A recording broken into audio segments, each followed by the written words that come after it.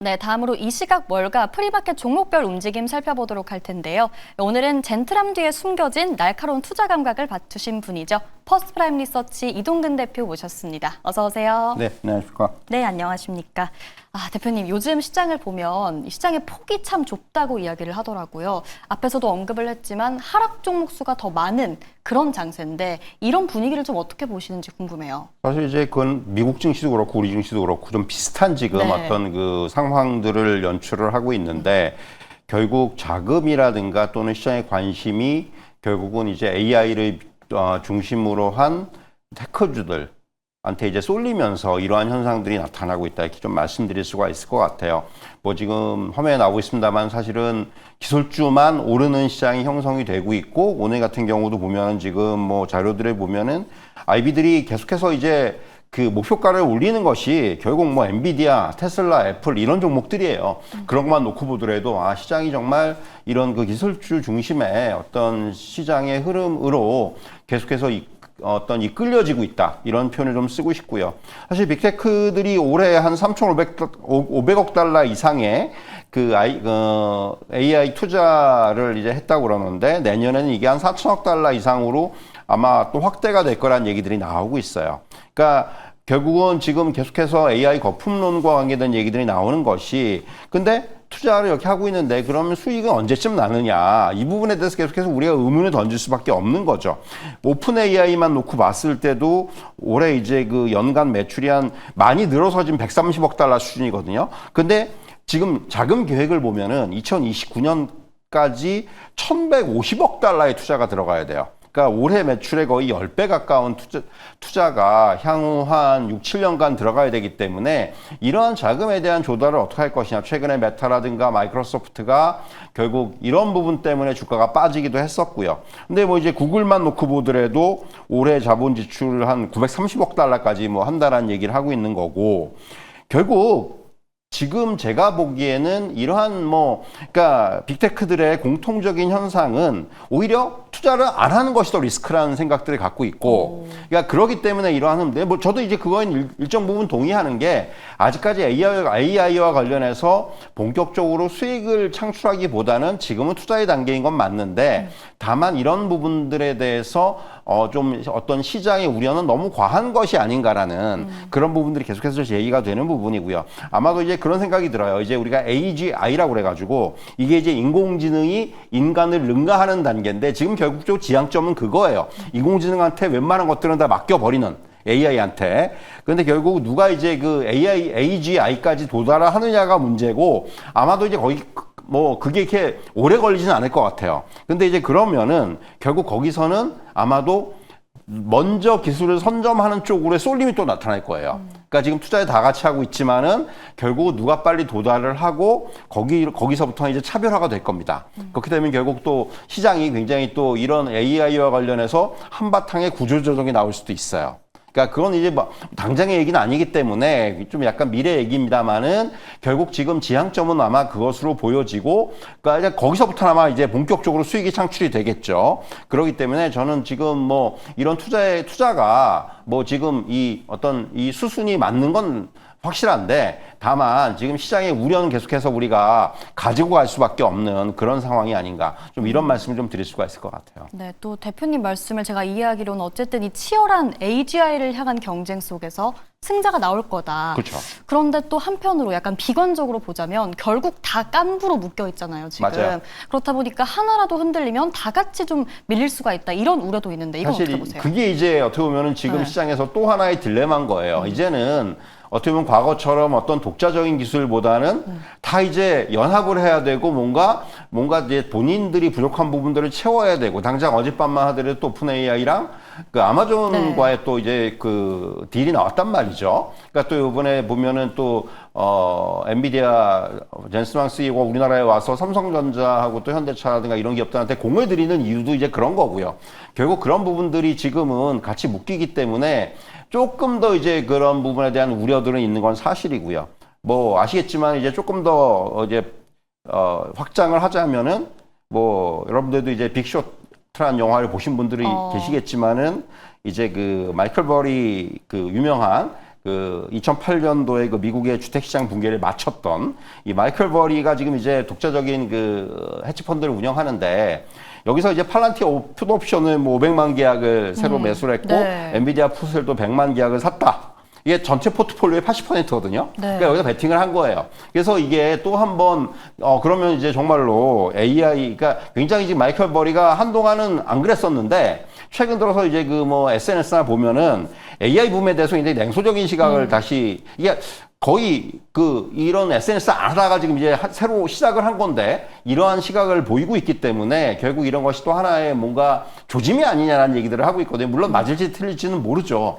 하지만은 지금 분명한 것은 어쨌든 간에 저는 오히려 이런 것들이 그러니까 뭔가 비관론자들이 있다라는 것 자체가 저는 아직까지는 AI에 대한 투자가 좀 더 이어질 것이고 이러한 흐름도 이어지겠다. 왜냐하면은 정말로 거품이 강해질 때는 비관론이 안 나와요. 그러니까 비관론자들이 낙관론으로 돌아설 때가 가장 위험할 때예요. 네. 그러니까 항상 주식시장이라는 게 그런 거기 때문에 그래서 저는 아직까지는 거품론도 계속해서 제기가 되고 있다는 것 자체가 시장은 조금 더 성장의 그 어떤 여지들은 충분히 남아있다. 좀 이런 말씀을 좀 드릴 수가 있을 것 같습니다. 네, 알겠습니다. 근데 마이클 버리가 팔란티어와 엔비디아에 대규모로 풋옵션을 매입을 했다고 하는데 뭔가 이게 그래도 투자자들에게는 영향을 주는 그렇죠. 건지. 그러니까, 그렇죠. 맞아요. 이제 어젯밤만 하더라도 이 뉴스가 되게 굉장히 좀 크게 화제가 됐었어요. 네. 근데 물론 나스닥은 오르고 했는데 결국은 이제 지금의 어떤 이런 부분들이 그러니까 시장은 이런 것들에 되게 민감하게 반응할 수밖에 없는 게 지금 주가 자체가 너무 많이 올라와 있죠. 그래서 뭔가 조정의 빌미를 찾으려는 사실 우리나라 시장이 오늘 많이 조정을 받았는데 코스피가 이게 이제 그런 거잖아요. 그러니까 결국 조정의 빌미를 준 것은 미국이 칩을 안 줄 수도 있다? 뭐 이런 얘기들이 나왔어요. 이건 사실 중국을 겨냥한 건데 이것이 이제 어떻게 보면 하나의 조정의 빌미를 제공했다시피 아주 작은 그런 단서 하나가 지금은 시장에 조정을 가져올 수 있는 그런 위치라는 점은 항상 우리가 염두에 두고 대응할 필요가 있다. 이렇게 좀 말씀드릴 수가 있을 것 같습니다. 네, 알겠습니다. 그러면 이제 프리마켓 특징주들 좀 살펴보면 좋을 것 같은데요. 자, 앞에 이야기와 연결해서 바로 팔란티어부터 좀 보도록 할까요? 지금 8% 넘게 빠지고 있는데 뭐 이런 우려가 반영된 건지 실적은 어땠는지 좀 정리 부탁드려요. 사실 이제 실적은 뭐 괜찮았어요. 그러니까 우리가 팔란티어가 너무 그러니까 뭔가 팔란티어는 지금 정부 사이드의 어떤 그런 계약들을 계속해서 따내고 있기 때문에 지금 뭐 셧다운이 지속되면서 뭔가 또 이 부분에 차질이 생긴 게 아닌가라는 그런 우려들이 있었는데 지금 보면은 요번에 매출도 그렇고 EPS도 그렇고 그 가이드 던스를 상회를 했고요. 그리고 4분기 매출 전망도 일단 높여놓은 상황이고 그럼에도 불구하고 사실 매출이 전년 동기 대비해서 63%가 올랐거든요. 그런데 주가는 빠지고 있습니다. 이게 왜냐하면은 이제 실적은 좋은데 결국 내년에 대한 어떤 조금의 우려. 그러니까 또 한편으로는 밸류에이션이 너무 높다. 주가가 너무 많이 올랐다라는 거죠. 그러니까 시장이라는 게 참 어떻게 보면 어떨 때 보면은 아다르고 어다른 게 그때 상황에 따라서 이 어떤 실적의 해석이라든가 이런 부분도 달라질 수가 있는데 지금 팔란티어의 어떤 PER이라든가 이런 부분들을 보면은 밸류에이션이 높은 건 맞거든요. 근데 기껏 잘 올라왔을 때는 아무 말 안 하다가 막상 실적이 나오니까 오히려 그러니까 너무 높다라는 얘기를 하고 있는 거죠. 그래서 사실은 팔란티어의 지금 하락은 제가 보기에는 뭐 실적보다는 어떻게 보면 지금 주가가 너무 많이 올라온 데 대한 하락이다. 그래서 일단 이 부분은 조금 이런 어떤 분위기가 좀 그 진정될 때까지는 조금 이런 그 흐름이 이어질 수도 있어요. 그래서 지금은 조금은 팔란티어 같은 종목들은 조심을 해야 되는 시점이다. 오히려 좀 조정이 제가 보기에는 어떤 그 조정에 대한 어떤 지지가 좀 확인이 된 다음에 좀 접근을 하더라도 접근을 해야 되는 그런 시점이 아닌가 이런 말씀을 좀 드릴 수가 있을 것 같습니다. 네, 팔란티어 같은 경우에는 올해만 150% 올랐는데 지금의 조정 우리는 조금 지켜보자라는 의견 남겨주셨습니다. 자, 오늘 실적을 발표한 기업들의 실적이 그래도 웬만하면 다 양호했는데 그와 무관하게 좀 다 하락하는 모습이거든요. 하지만 그중에서도 좀 빛나주는 종목이 있는데요. 힘센홀스라는 종목입니다. 현재 3% 넘게 올라주고 있는데 뭐 실적에서 중요한 내용이 있었나요, 대표님? 사실 이제 힘센홀스가 이 회사는 아시겠지만은 이제 그 주로 이런 그 뭐 비대면 처방이라고 그러죠. 그러니까 원격 진료라든가 이런 걸 통해서 약을 처방받아서 이것을 이제 뭐 직접적으로 그 택배를 통해서 서비스를 그러니까 홈 서비스까지 가능한 이런 이제 헬스케어 업체가 힘센 헐스인데 사실 이제 지금 4분기 매출 그러니까 연간 매출 전망은 좀 이제 올려놓은 상황이고 매출이라든가 요번에 전반적으로 실적은 양호했는데 사실 주가에 대한 어떤 지금 모멘텀을 작용하는 부분들은 노브노디스크와의 또 딜이에요. 사실 이제 이전에 사실은 힘센헬스가 노브노디스크하고의 계약 관계가 있었는데 이게 파기가 됐어요. 그러고 나서 이제 주가가 급락을 했었죠. 그런데 요번에 새롭게 노브노디스크하고 위고비의 어떤 주사라든가 또 이제 새롭게 출시하는 알약이라든가 이런 부분들을 우리가 얘기하는 이제 원격 진료 사이트로 팔겠다. 이런 어떤 제안을 했고, 노브노디스크하고 지금 이제 협의를 하고, 결정은 안 됐는데, 이 부분이 어떻게 보면 지금 주가에는 좀 모멘텀으로 작용을 하고 있다. 좀 이렇게 말씀드릴 수가 있겠고요. 뭐 주가 자체가 어떻게 보면 7월 달에 한번 고점을 기록을 했었고, 그 이후에는 지금 주가가 크게 못 오르고 계속 오히려 지금 좀 그 하방을 잡고 있는 상황이기 때문에 네. 뭔가 이런 모멘텀이 나온다면 오히려 이런 힘세너스 같은 기업들은 주가가 다시 우상향할 수 있는 이런 어떤 가능성은 충분히 있습니다. 주가는 지금 어느 정도 바닥은 좀 잡아놓은 상황이에요. 그래서 오히려 이 향후에 노브노디스크와의 이런 계약 관계가 이제 정말로 현실화가 될지를 우리가 보면서 대응을 할 필요가 있다. 좀 이렇게 말씀을 드리겠습니다. 네, 상승 추세로의 전환 가능성이 있는 힘센 헐스까지 살펴봤습니다. 자, 바로 이어서 우버 볼까요? 우버는 7% 빠지고 있는데 실적을 발표를 했습니다. EPS와 매출은 상회를 했는데 어떤 점이 좀 악재였을까요? 사실 이제 지금 보면은 영업이익 단에서 전망치에 좀 못 미쳤죠. 그러니까 EPS라든가 매출 같은 경우는 좀 상회를 했고, 뭐 총 이용 건수도 굉장히 좋은데, 네. 전반적으로 이제 그 전체적인 어떤 이익의 사이즈 면에서는 확실히 좀 전망치에 좀 못 미친 부분이 있다. 이 부분이 좀 작용을 하는 것 같고요. 또 이제 뭐 내년 이제 어떻게 보면 사업 계획이라든가 이런 부분에 있어서도 시장의 기대를 충족시키는 뭐 그러한 부분들이 어떻게 보면 조금 이제 부족한 측면이 있었다는 부분들. 또 하나는 이제 어떻게 보면 우버 같은 경우도 이제는 시장 자체가 굉장히 고성장을 보이던 것과는 조금은 이제 성장 자체가 좀 이제 둔화될 수 있는 시점에 왔어요. 우버 서비스라는 그 자체가. 그리고 이제 많은 또 이제 경쟁자들이 등장을 하고 있고, 그렇기 때문에 그런 부분들까지 시장에서는 어느 정도 우려를 하는 것이 아닌가라는 생각이 들고요. 최근에 주가 흐름을 보면은 이게 굉장히 박스권의 거의 상단이 한 100달러에서 그 정도 레벨인데 이걸 못 들어요. 계속해서 거기서 부딪히는 모양이 나오거든요. 그리고 이제 오늘 또 장대 음봉이 나오고 있는데 결국 지금의 우버의 주가는 철저하게 좀 이 박스권에서의 어떤 접근이 필요한 것이 아닌가. 한 90달러에서 100달러. 굉장히 좁은 박스권인데 이 박스를 갖다가 오랫동안 지금 거의 한 3개월 정도 이 흐름을 보이고 있기 때문에 지금은 이 박스권에서의 어떤 대응 정도가 어떻게 보면 최선의 대응이 아니겠는가. 좀 이런 말씀을 좀 드릴 수가 있을 것 같습니다. 네, 알겠습니다. 우버 대응 전략 들어봤고요. 아마존이 또 어제 오픈 AI와 계약을 체결했는데 오늘은 또 버라이즌과의 또 협력 소식이 나왔더라고요. 광통신, 광케이블 네트워크를 구축하겠다. 이런 내용이었는데 네. 이게 또 어떤 내용일까요? 사실 이제 오픈 AI가 지금 지난번 시간에도 좀 말씀을 드렸지만은 마이크로소프트하고의 어떤 그 제품 의무 계약이라든가 이런 부분들에서 이제 완전히 벗어났기 때문에 오픈 AI가 좀 자유로운 몸이 되고 나서 이제 계약을 맺은 게 아마존 웹 서비스예요. 사실 이쪽에 클라우드하고의 어떤 7년간의 이제 그 클라우드라든가 AI 인프라 공급 계약을 맺었는데 결국은 이 부분이 아마존한테도 상당히 긍정적으로 좀 작용한 측면이 있고요. 또 이제 아마존하고 이제 버라이즌하고의 어떤 또 이제 그 AI 전용의 광 케이블 이 네트워크 구축 계약. 그러니까 지금 아마존 웹 서비스 같은 경우도 데이터 센터 투자를 갖다가 엄청나게 하고 있고 이 부분에서의 어떤 파생되는 여러 가지 계약들을 최근에 계속 발표를 하고 있는데 이제 문제는 그거죠. 아마존 같은 경우도 결국 이러한 계약들을 이제 자금을 어떻게 융통할 것이냐. 앞에서 말씀드린 대로 메타라든가 마이크로소프트가 자금과 관련해서 한 차례 홍역을 겪었기 때문에 아마존이 이제 어제 그걸 발표하면서 주가는 사상 최고가까지 올라왔단 말이에요. 거의 네. 지금 이제 고점까지 올라왔는데 이러한 흐름들이 과연 이어질 수 있을지 여부. 일단 여기서 찍고 조금 이제 조정을 받고 있는데 일단 지금 주가적인 측면에선 갭 상승을 했기 때문에 이 갭을 메우는 형태가 좀 나타나지 않겠는가 생각이 들어요.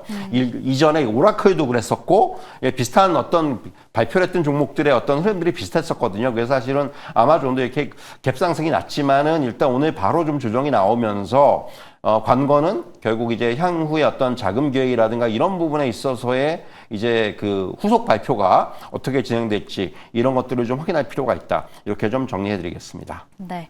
마지막으로 하나만 여쭤볼게요. 네. 제가 이거 보고 엔비디아가 노키아 지분을 인수한 것과 맥락이 통하는 게 있나 이런 좀 생각이 들었거든요. 좀 어떻게 경우가 보세요? 다르죠. 그건 이제 지분을 직접적으로 뭐 이제 그 우리가 얘기하는 옵션을 하나 이제 그 거기다 넣은 거고 네. 이 부분은 이제 지금 사실은 오픈AI 같은 경우는 마이크로소프트하고 이제 지분 관계를 최근에 이제 새롭게 재정립을 했잖아요. 그러면서 이제 오픈AI가 조금 이제 그 다른 그 클라우드 기업들하고의 어떤 좀 계약 관계라든가 이런 부분들에 있어서 자율권을 좀 보장을 받은 거예요. 그렇기 때문에 어떻게 보면 오픈AI 입장에서는 지금 계속해서 이런 계약들을 늘려가고 있는데 향후에도 이런 클라우드 기업들하고의 어떤 계약들이 더 이루어질 수도 있겠다. 물론 앞에서 말씀드린 대로 이제 자금 부담은 계속해서 이제 문제가 되겠지만은 지금 오픈AI 입장에서는 어떻게 하든 간에 볼륨을 키우겠다라는 그런 의지가 강하기 때문에 그런 쪽에서 접근할 필요가 있다. 이렇게 좀 정리를 해드리겠습니다. 네, 알겠습니다. 이렇게 프리마켓 특징주들 좀 마무리를 해보고요. 이제 오늘 가져오신 종목 바로 이어서 보겠습니다. 우선 장기적으로 모아갈 수 있는 종목부터 볼까요? 오늘 어떤 종목일까요? 굉장히 좀 뭐랄까 정말 장기로 가져가야 되는 종목인데 네. 제너럴 밀스라는 종목이에요. 이 회사는 아시겠지만 이제 대표적인 그 식품 회사고 많은 브랜드들을 갖고 있는 식품 회사인데 실적은 전반적으로 지금 조금 그 부진해요. 부진하기 때문에 지금 주가를 보시면 굉장히 하락을 거듭을 하고 있습니다. 네. 그러니까 특히 이제 그 보면은 이제 한 개 분기가 아니고 최근 한 3, 4분기 정도의 실제가 뭐 최근 분기만 하더라도 매출이 전년 동기 대비해서 한 7% 정도 오히려 감소를 했어요. 그렇기 때문에 이런 부분들이 주가의 부진을 가져오고 있는데 역으로 말씀드리면은 이 회사는 오랫동안 계속해서 배당을 했던 회사예요. 그러니까 무슨 얘기냐면은 배당을 우리가 겨냥해서는 굉장히 좋은 기회가 될 수가 있다. 이 회사가 얼마나 배당을 오랫동안 했냐면 이 회사의 업력이 되게 길거든요. 네. 127년 동안 배당을 한 회사예요. 그렇기 때문에 배당을 쉰 적이 없기 때문에 오히려 지금의 주가는 오히려 높은 배당 수익률을 기대할 수가 있다라는 거예요. 그래서 오히려 이렇게 주가가 빠졌을 때 그리고 이 회사는 꾸준하게 뭔가 이제 최근에 이제 좀 부각이 되는 부분들이 펫푸드예요. 그러니까 이제 어떤 그 펫푸드 쪽에 진출하면서 거기서의 어떤 실적 성장이라든가 이런 부분들이 나타나기 때문에 네. 제너럴 밀스는 지금의 어떤 주가 하락이 저는 하나의 기회가 될 수 있을 거라고 보고 그래서 주기는 뭐 주 1회 정도 그리고 한 5년 이상 그러니까 좀 길게 보시면은 배당이라든가 이런 부분에서 충분히 우리가 수익을 창출할 수가 있는 회사이기 때문에 그런 의미에서 저는 오늘 제너럴 밀스를 말씀을 드리려고 합니다. 이 종목 배당률은 어느 정도 되나요, 대표님? 배당률이 한 5%에서 7% 정도 돼요. 그러니까 배당률이 낮지가 않아요.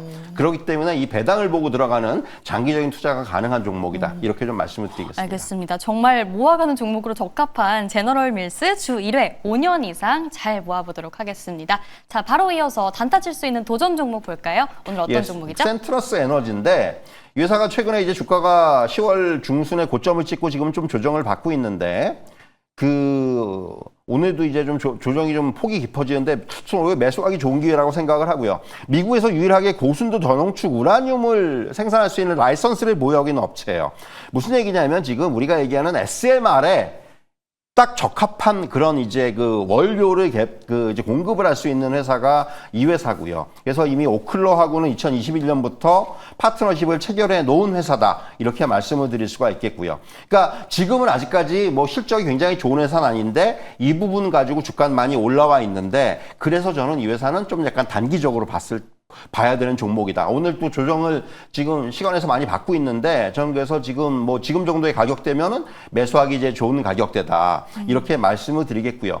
목표가는 한 380달러 정도로 좀 짧게 그 말씀을 드리겠고 변동성이 강한 주식이니까 네. 그러니까 접근하시고 싶은 분들은 좀 저가에 잡으시는 이런 전략이 중요하겠고 손절가는 한 300달러 정도로 좀 짧게 제시해 드리도록 하겠습니다. 네, 센트러스 에너지 매수가 현재가인 314달러, 목표가는 380달러, 손절가 300달러까지 확인해 보도록 하겠습니다. 네, 이렇게 이동근 대표님의 종목픽까지 살펴봤는데요. 저희가 준비한 내용은 여기까지입니다. 미국 서머타임 해제에 따라서 증시 개장 시간 1시간 미뤄진 11시 30분 개장이라는 점 확인하시면 좋을 것 같고요. 오늘도 성투하시기 바랍니다. 저희는 내일 다시 올게요. 오늘도 고맙습니다.